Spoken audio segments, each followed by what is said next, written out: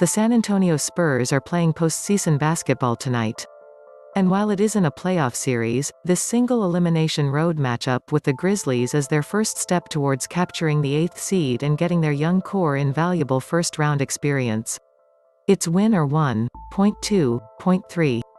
Cancun for the silver and black. So, I chopped it up with Joe Mullinax, site manager of Grizzly Bear Blues, to get a better idea of what to expect when these divisional rivals hit the hardwood for the opening leg of the NBA's inaugural play-in tournament. Point 1. The Memphis Grizzlies have won 5 of their last 6 games. What has Taylor Jenkins and crew clicking right now? Playing the Sacramento Kings twice doesn't hurt. And they caught the Kings, Raptors, and Pelicans at times where they were not playing their best players. But Memphis's win over the Dallas Mavericks in blowout fashion is the best of what the Grizzlies have done this season and what they can be in the play-in. Dillon Brooks made Luke Doncic miserable and has advanced as a defender to near all defensive team levels. Ya was a revelation in that game, scoring 24 points on 13 shots while attempting 8 free throws, which meant he was being aggressive at the rim. Kyle Anderson provided production across the board, the bench was solid. When all those things happen for the Grizzlies, they'll compete with just about anyone. Point 2. Both Taylor Jenkins and Ahearn spent time with the Austin Spurs. What advantage, if any, does their familiarity with San Antonio's organization provide the Grizzlies?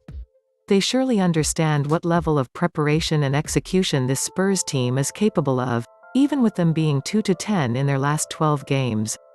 San Antonio has a nice mix of veteran presence and youthful exuberance, and with Gregg Popovich still at the helm, who seems to have it out for Memphis still all these years later after the 2011 playoffs, you can never count these guys out. That's probably the message from Jenkins: do not let the finish fool you. Spurs basketball is worthy of respect, and if you don't, your season will end Wednesday. Point 3. Morant didn't play all that well down the home stretch of the regular season. How concerned are you? And what kind of performance do you expect out of him on Wednesday night? Honestly? Not too concerned. This season for Memphis was always about the long view, looking to the future while trying to be as competitive as possible. One of those long view ideas is figuring out who fits next to Ya. And while that hasn't gotten crystal clear, we have a better idea now than we did a year ago. He probably should have gotten a night, or more like a week, off in this crazy stretch of 40 games in 68 days, but Morant is stubborn in the best way possible.